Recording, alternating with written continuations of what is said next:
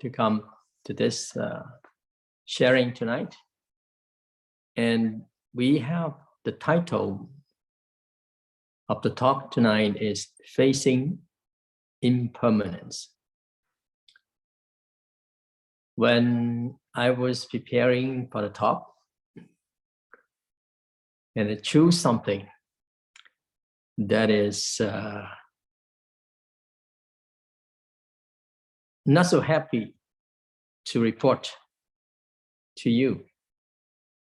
But I afterward, I think for a little bit, impermanence actually did not really mean just something that is bad that is happening. It could be something that's good. It could be something that is bad. And also it could be something that is neutral, referring to not good, not bad. And this word, impermanence here, referring to things that keep on changing. What is it that is changing? The environment is changing. The family is changing. Our body is changing. Our mind also changing. And we could see certain things happens. Say, for example, that happening in the environment.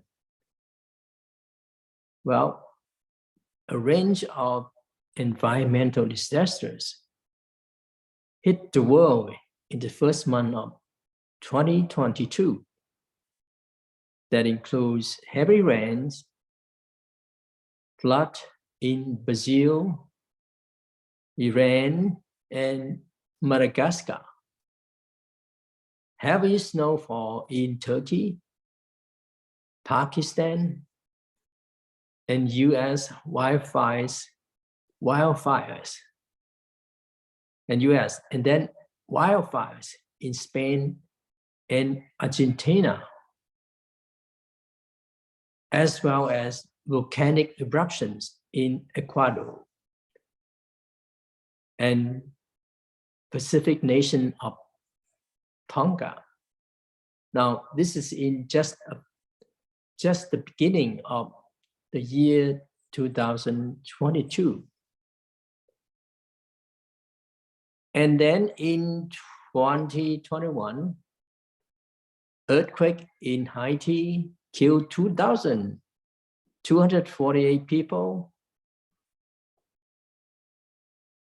And super typhoon Rai killed 375 people in Philippines. Flood, landslide in Henan, China, killed at least 300 people. Flood in Germany and Belgium and killed more than 200 people. Cyclone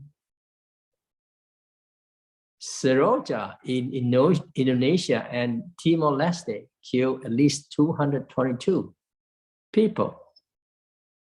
And floods, landslide killed 201 in India and Nepal.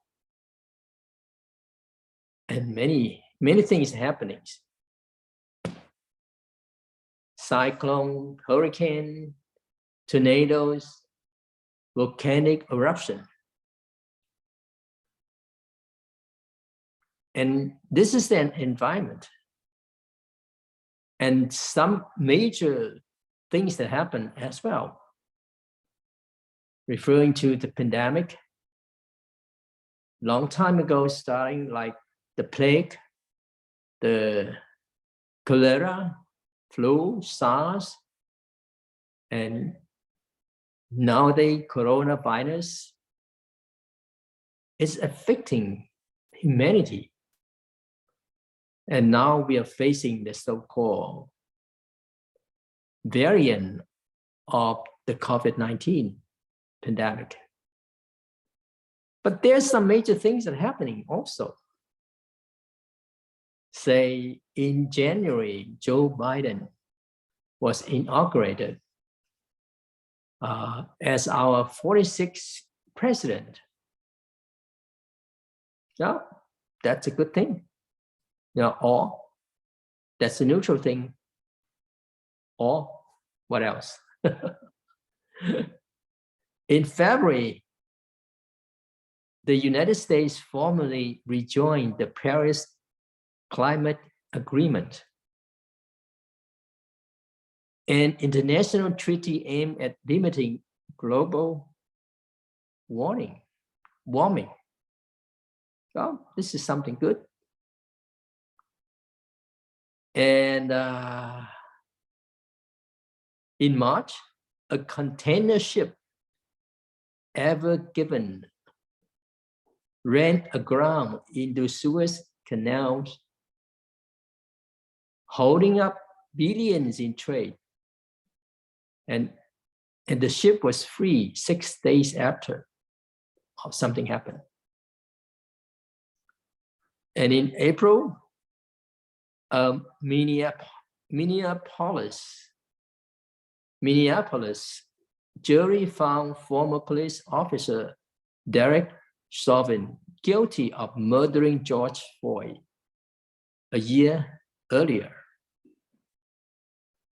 Now in May is something that catching the eyes is that we saw the successful splashdown of the first operational space flight by a private company, Elon Musk's SpaceX.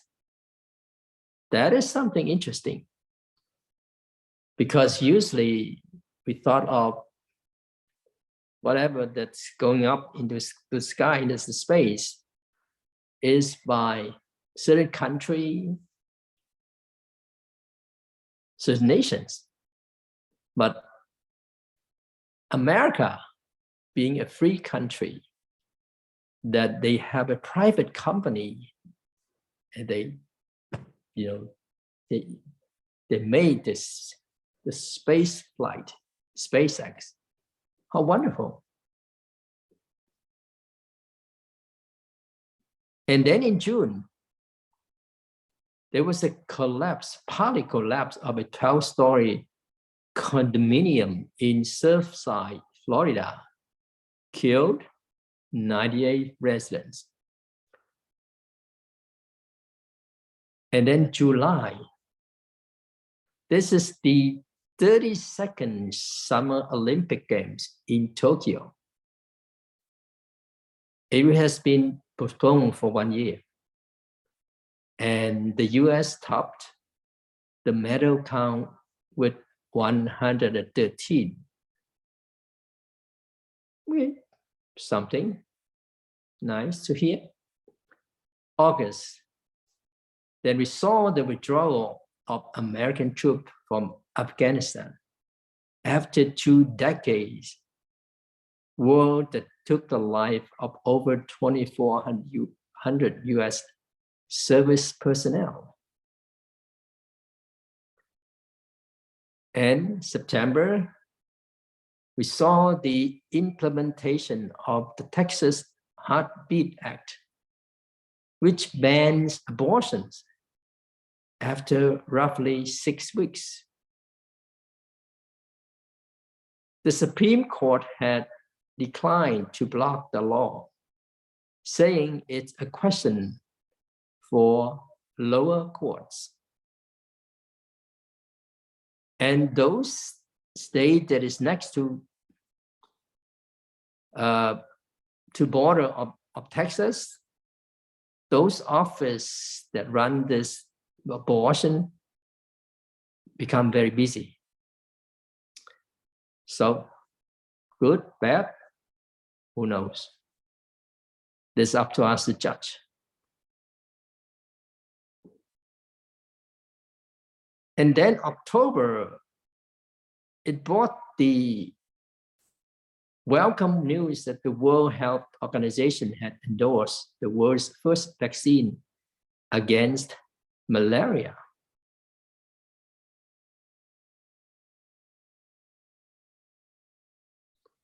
And then in December, tornadoes ripped through the South and Midwest, killing at least 91 people. Now, all these things that we see, the environment is changing. It's ongoing things are happening. But take a look at the history, then we see that kingdom after kingdom, the kingdom rise and kingdom fall, and dynasty rise and dynasty fall. They just go on like this. It seems like it is in a cycle, and it's just never stopped.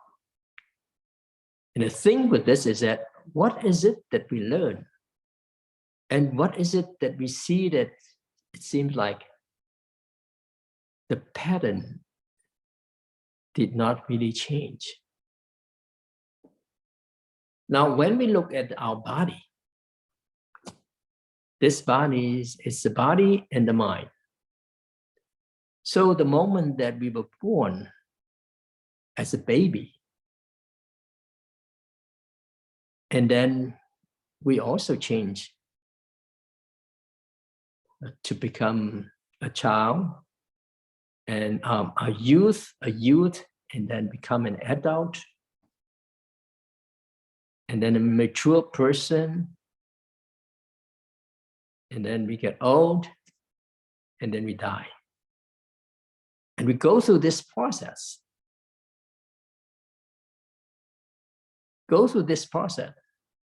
And when we were born, the destination or the way we walk is that we are walking toward death. And we cannot avoid it. So our teacher, Master Seng Yen, saying that birth is not necessary. It is not necessary. Something to be happy about. And death is not necessarily something to be sad. Maybe you want to know why. But we know that the process of we are growing, we are born, and we just learn, and we grow. We take in more knowledge, skill, study, and reading, and our thinking, our thoughts. We discriminate. We change ourselves moment by moment. The body is changing. The mind is changing. Our minds, after, nowadays, there are so many news. And every day we absorb something, we take in something. And that itself will shape ourselves, what we are. So people say that I changed my mind. Very often, yeah, I changed my mind, sure. Our mind changed so quickly. In meditation itself, we realize that when we have a lot of wandering thoughts, they just abandon thoughts, here one after the other. And in the so-called one instant, in the Sanskrit, it's called sana, one sana. Then referring to that is one snap of the fingers. We have 65 sana. All right. In just one of this snap of the fingers, there are 65 thoughts. You could say that. It's very quick. So the Buddha said something in chapter 42, chapter of 42 sutras. One time, the Buddha asked a disciple, how long is the human life? Human lifespan? A disciple answered, a few days. The Buddha said, you have not yet understood the way. Then he asked another disciple, how long is the human lifespan? The reply was, the space of a meal. The Buddha said, you have not yet understood the way. Now the third one, he asked another disciple, how long is the human lifespan? And he replied, the disciple replied, the length of a single breath. What does that mean? And the Buddha said, excellent, you have understood the way. The length of a single breath, referring to breathing in and then breathing out. If we breathe in without breathing out, we're gone. Or when we are breathing out without breathing in, we're finished. Life itself is so short, very short. It's just in a single breath. And we see that how precious our breath is.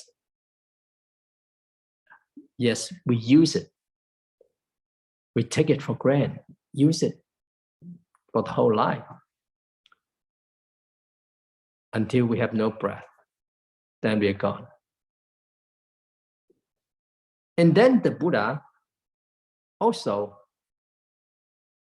look at the world, how fragile it is, how small it is.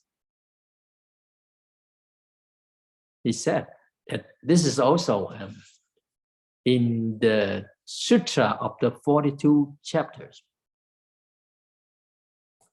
right? Understanding that the world is illusory. The Buddha said, I look upon royalty and high position as upon the dust that flows through a crack. Okay. I look upon treasures of gold and jade as upon broken tiles. Gold and jade. I look upon fine silk clothing as upon cheap cotton. I look upon a great 1,000-world universe as upon a small nut kernel. This is interesting.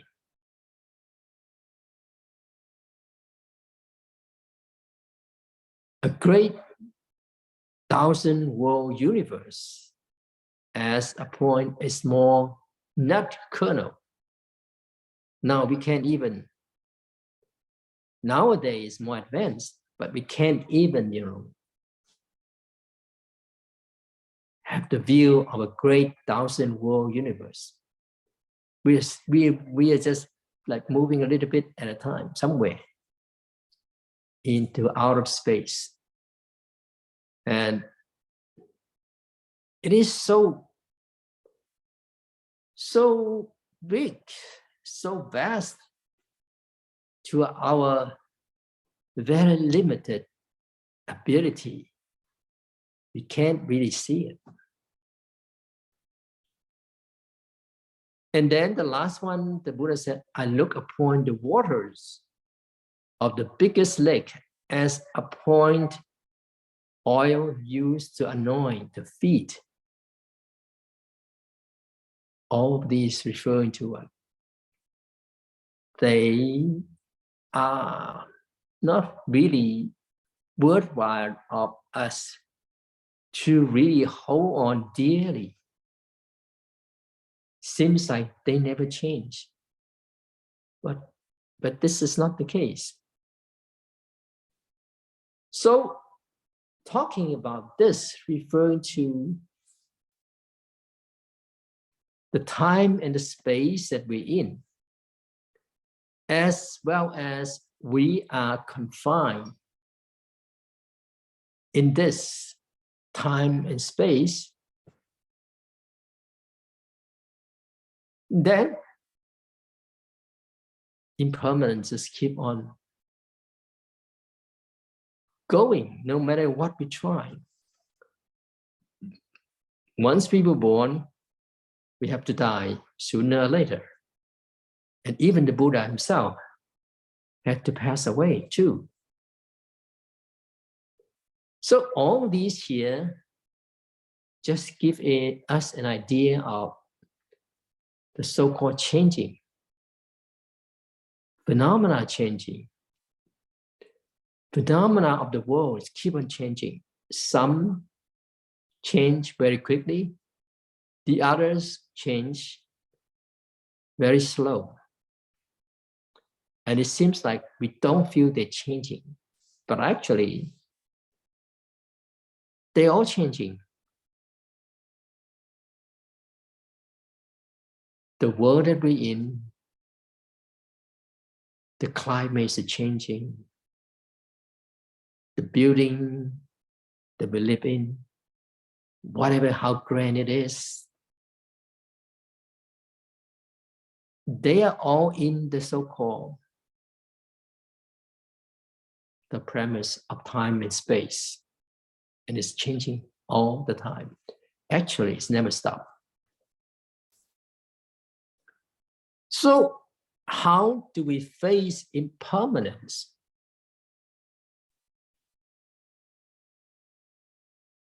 The loss of loved ones, someone we love so dearly. And we feel sad to leave. We have to leave.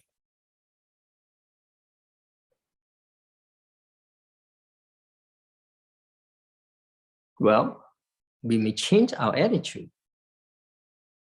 Instead of feeling sad, feeling don't want this to happen,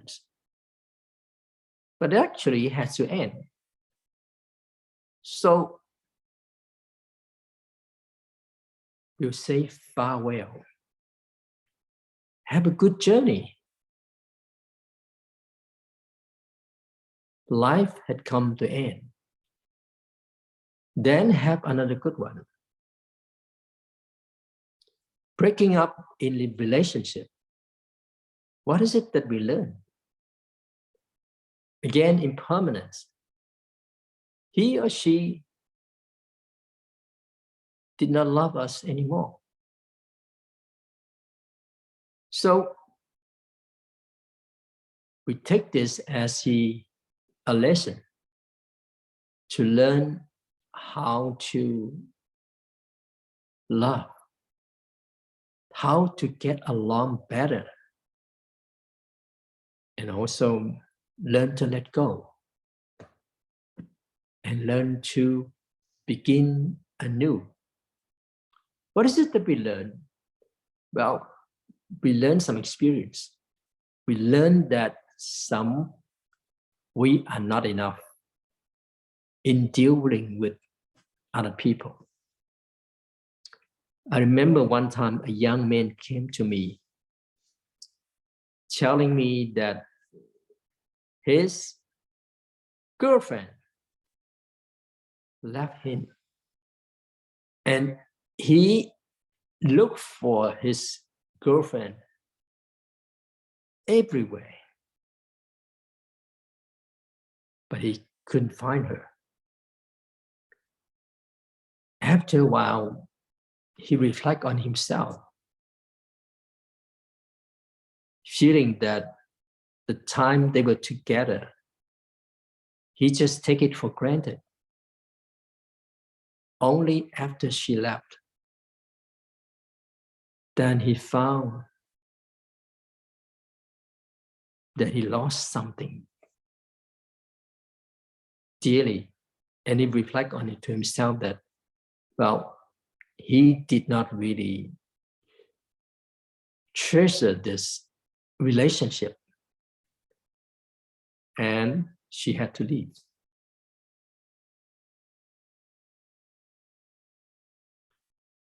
What if we were laid off at work? Well, this is the opportunity to find a new job. A businessman doing very well in his business, and somehow he had to come to the end with his business. He did not make money, but he's almost like went bankrupt. And he came to our teacher seeking for his advice. He said, I don't have anything now. I worked so hard to build my business, my company, to bigger and bigger, and all of a sudden it just collapsed. I feel so despair. And our teacher giving him an analogy of a child playing the Lego, like building blocks. And then after they build something, kid just kick it.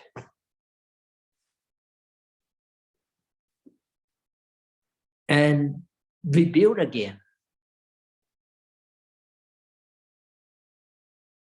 And our teacher said that, well, you don't have anything now, but whatever that you learn is from doing business. You have experience already, and you may begin again, new. There was a woman who lost her 2 legs in an earthquake. And she also lost her daughter. And afterward, her husband could not stand anymore. And her husband left her. But somehow, she is a very strong woman.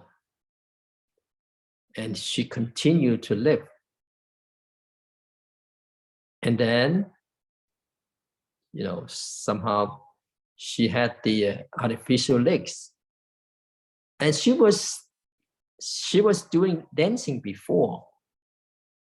And now with the artificial legs, she learned how to dance with them. And very positively living her life. So she could perform dancing. And then she received the second marriage. So, but you know that this process really takes courage. And the process itself is quite painful. Now we know this swimmer, Jessica Long, shares her inspiring journey from adoption to Paralympic gold.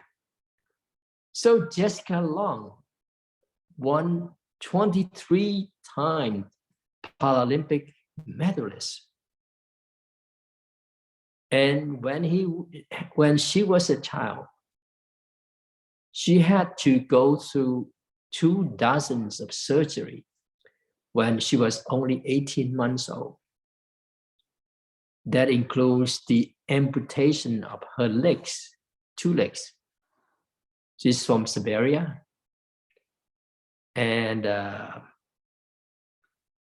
after she was diagnosed with this disease called, I'm not sure if I say it right, fibular hemimelia. I'm not sure if it's the correction, the pronunciation or not. And she became an orphanage. That means the condition that most of the bone in her legs were missing. But after she was adopted, her parents gave her strength. Although she lost her legs, 2 legs. And it was very painful for her. A lot of fear, but somehow she found her way to water. She said, the water has always been a place of freedom for me, safety, and also feeling really strong and capable. That's what she said. And she won 13 times the gold medalist. She's the 13-time gold medalist.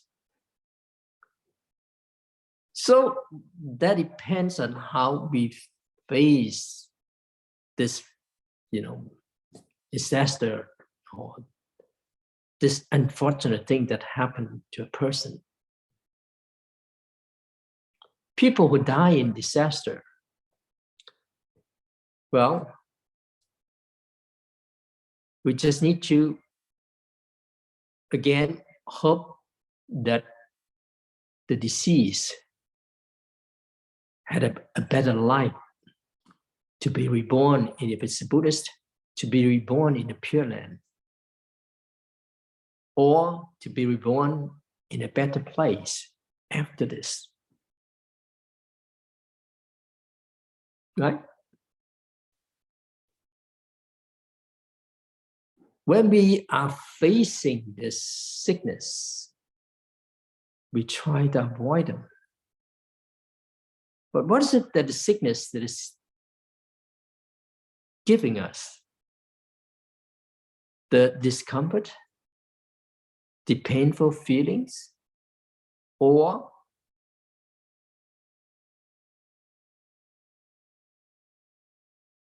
the compassion, the feeling of sympathy to those who are sick. That itself, it's up to us to see, to face this illness. Because usually, if we're facing serious illness, we feel sad and we feel upset. We will first of all think, why me? I didn't do anything wrong. And we're also afraid of dying. But we know the more we are afraid, then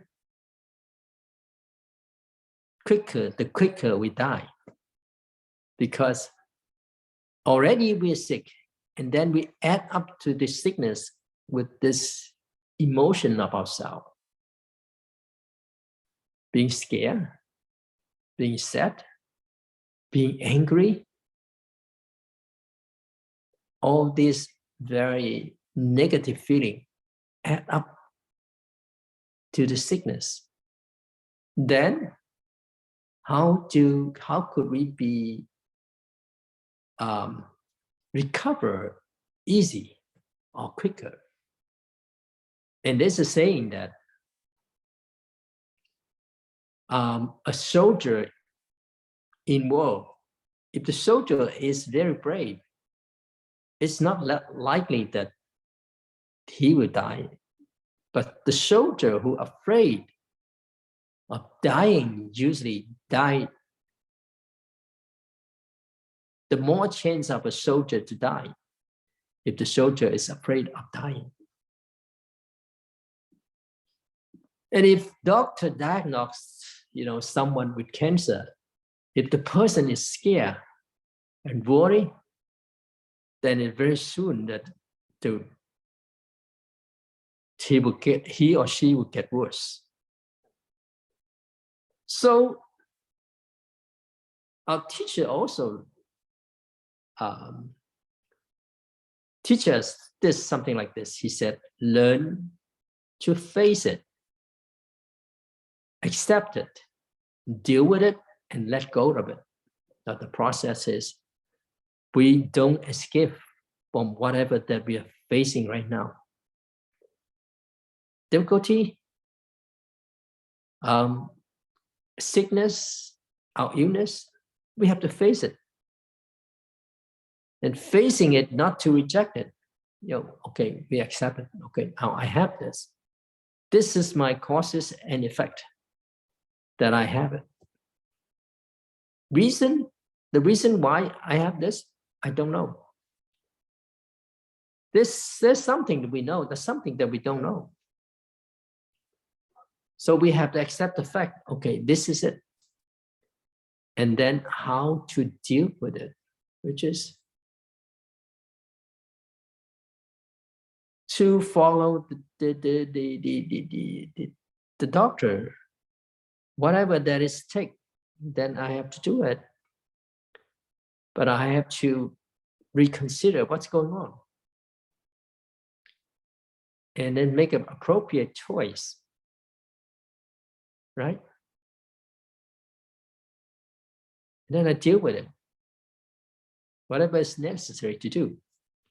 And afterward, I could let go of it and don't let it stay. So this is how we deal with it. So these are all the opportunity for us to learn, to start anew. As long as we have a breath with us, as long as we have breathing, we still have hope. A farmer, his land was hit by typhoon. It's gone. So he moved to another place. And then when he just started out a little bit, again, another disaster came and destroyed his farm. But he did not feel despair. Instead, he moved to another place and started anew again.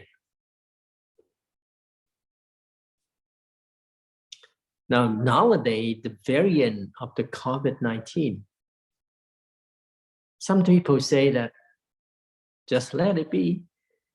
If I get infected, if I have to die, just die. Well, at least this kind of attitude is that we are not afraid anymore. Yeah, we still have to take precautions, steps, but we don't have to be scared of dying. And we also need to know that dying is not the end. This journey that we travel now will lead to another one. The causes and conditions that we are staying in this lifetime is finished. And that's all we have. That's all we have to go through. We need to go through that. But when we are still around, we are still alive, make this life meaningful, live this life fully. You know that the teaching of the Buddha is not just for this lifetime, but it is 3 times. The past lifetimes, the past lifetime referring to many, many past lifetimes, and then the present life, and then many, many future lifetimes. It is endless only until we somehow practice. And we are not being controlled by it anymore. People saying that if we have faith in facing difficulty situation in life, if we have faith, usually we are calmer in dealing with our situation. There are cases where people were put in the concentration camp or the labor camp, and they have to work every day. They have to work and then make their own food and things like that. If the person is calm, then he will be able to endure the difficulty. But if someone keep on complaining, feeling despair, then probably he will fail.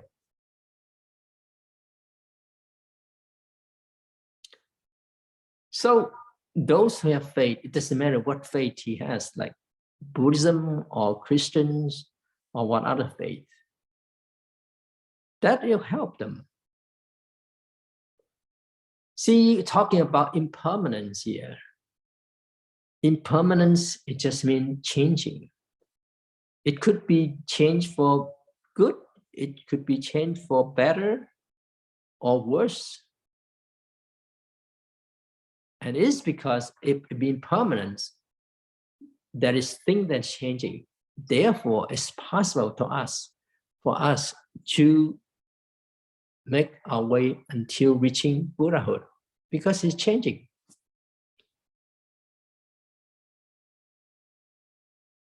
Now, some people think, I don't want to get old. It's impossible. How could it be if the world stopped? Everything stopped. Put to a halt. That's impossible, right?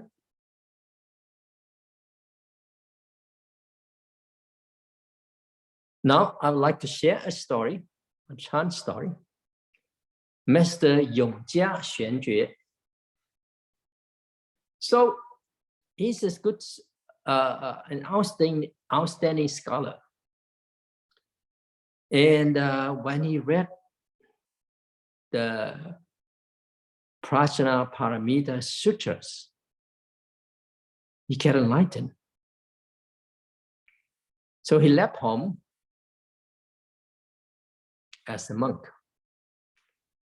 And there was a disciple of the 6th patriarch Huineng at that time, telling him that, well, if you accept enlightenment, it's just like you are an outer path, a natural outer path. It's better that you go to see the 6th patriarch. And he thought about it. Master Yongjia thought about it. Okay, he made the visit to the 6th patriarch Huineng. At that time, Master Huineng was staying in this place called Chaoxi. In Japanese, it's called Choge. And when he arrived, then he will not make prostration, pay respect to him. Instead, he just walked around, where the master Huineng was staying. He walked around 3 times, make 3 rounds. And then he has a can with him. And it's just stayed there, stood there, right in front of Master Huineng. So Master Huineng said, a monastic should have this 3,000 impressive and dignified manners, 80,000 subtle demeanors. The honor virtue one, which is right in front of me. Why are you so elegant? Referring to so, why are you so proud? And Master Yongjia replied, the great matter, the very important matter of life and death is that because impermanence is so quick. So the reply is that because the impermanence is so quick, the matter of life and death is very important. I don't even have time to think about this, all of this being polite, this etiquette. This is just making an error, right? So here, talking about this great matter of life and death. Well, first of all, our teacher said that we were born to this life, to this world. We were born, and then we stay alive, and we live, and then at the end, our life ends. So the thing with this, the matter with this is that is the matter of life and death, right? The matter that is important. But that's it. And then the second one is that why are we born? Why are we? Why do we have to die? What is the meaning between this life, birth and death? What is the responsibility here? So there are many people, when they're born, they don't even know what is going on, why they're born. They just born, and then they die, right? So therefore, they will be afraid of dying. And they want to live on. But actually, they are quite at a loss. They don't know what's going on. So it is just like any tree, any plants, just grow and die. And then the third one is that, where is this life? Where I'm coming from? I'm come to this life, but where is it before that? And then die. Where, if I die, where do I go to? Well, like I said before, in the teaching of the Buddha, it's 3 times. So if we have this lifetime, that means we have the past lives. But whatever the past life is, I don't know. And then when I die, where do I go? Again, I don't know. So that is to say, I don't know this, the past life. I don't know the future life. And I know about this birth and death of this period.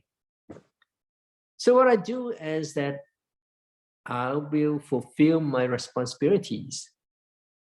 I will keep my morality, ethics.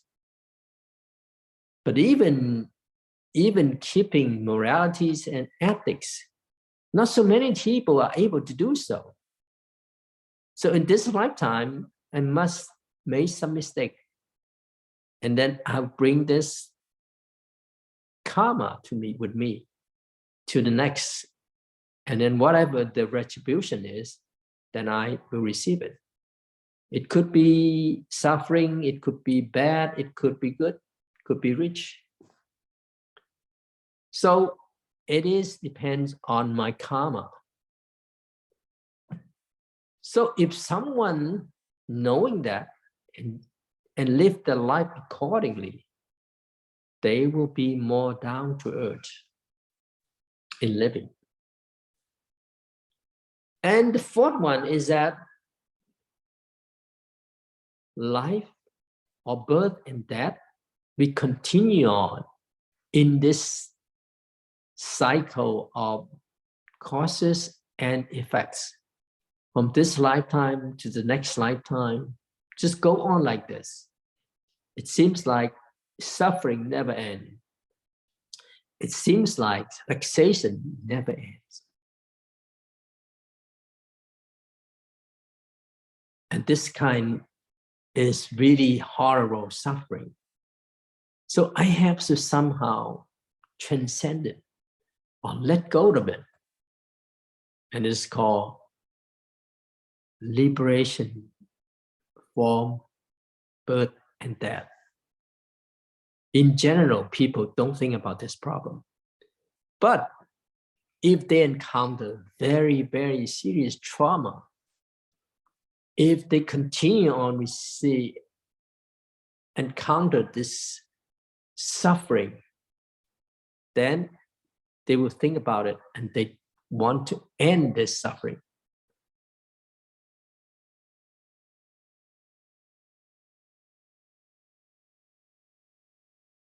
But to end this suffering by doing it ourselves, it won't end, because whatever that we created this lifetime, the karma that we create, will be with us to the next life.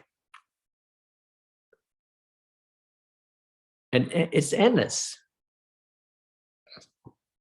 It seems like it's end, but it's endless.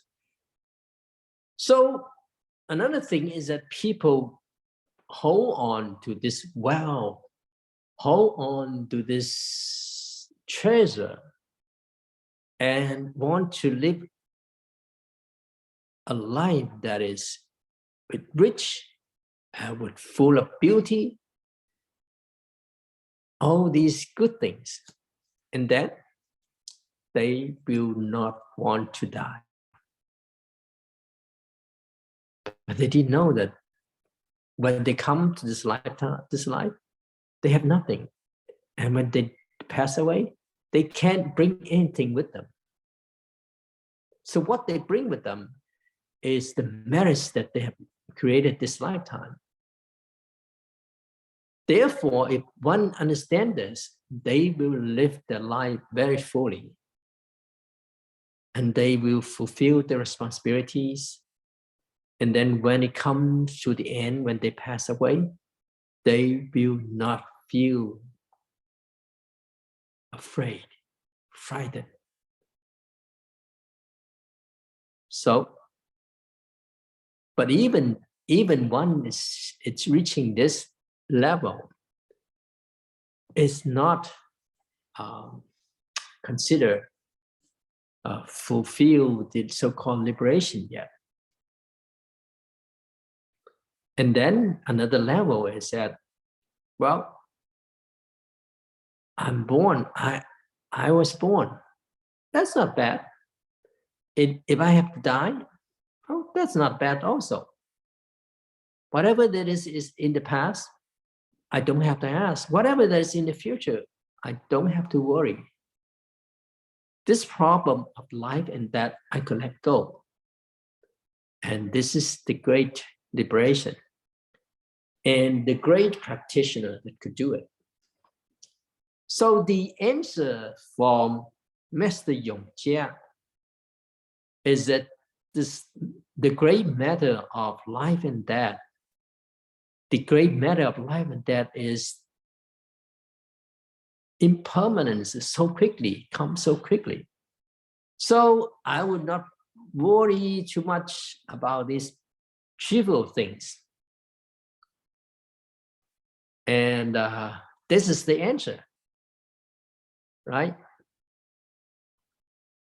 And the Master Huineng replied, then why don't you realize this non-arising, right? Or why don't you realize this so-called not dying, not living, not dying? And then why don't you understand this the so-called non-quickness? There's no such thing as impermanence very quickly. And the reply from the Master Yongjia was that, yeah, if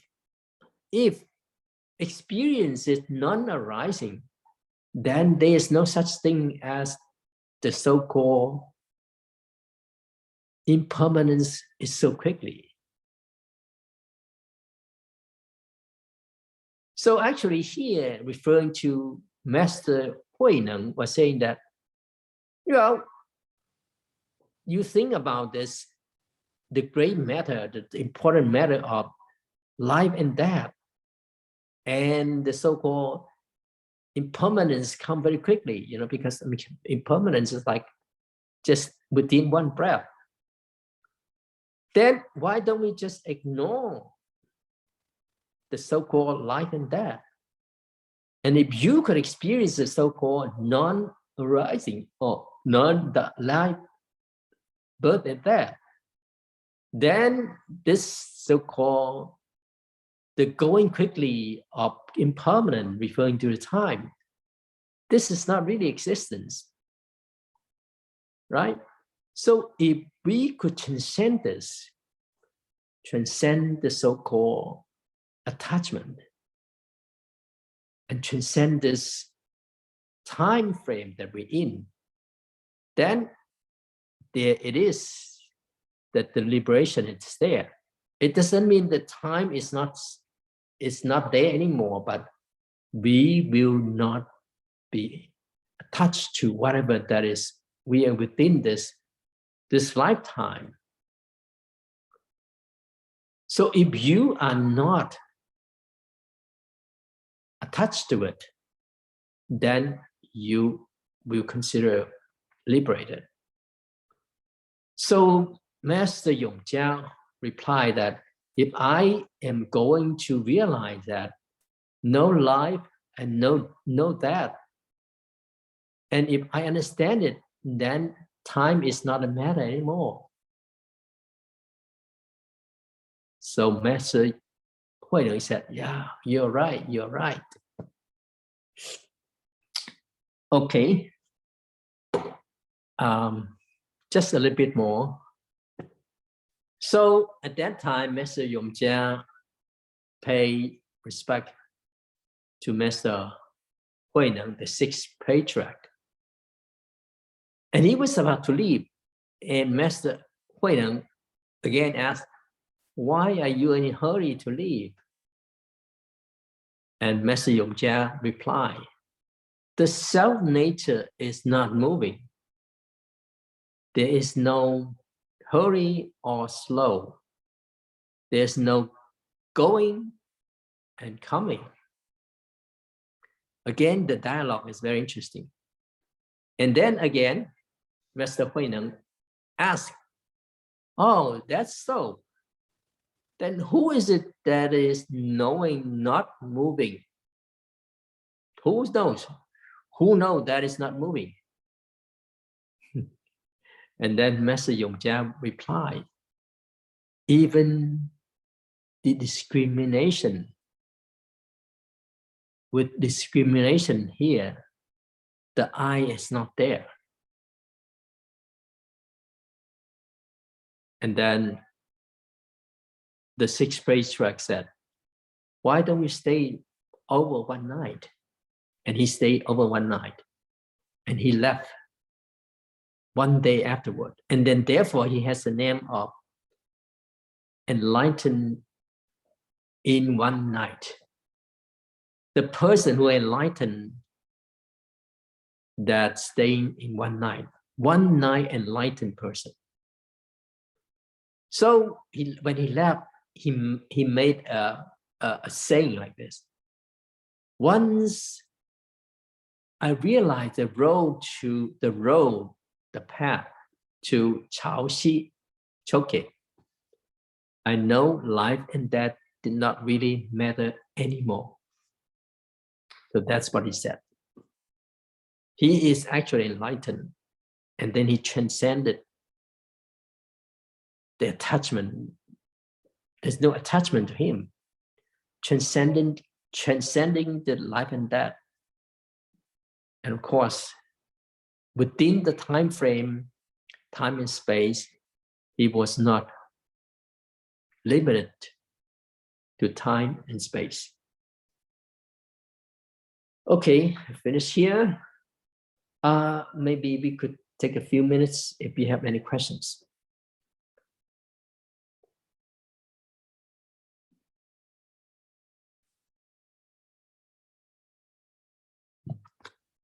You may want to raise your hands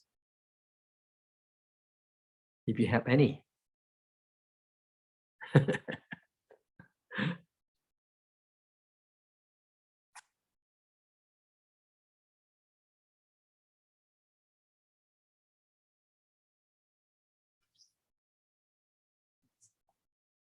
Okay. That's okay, then thank you very much for everyone. Hope to see you again soon. Thank you, Carla. Thank you, everyone, for coming.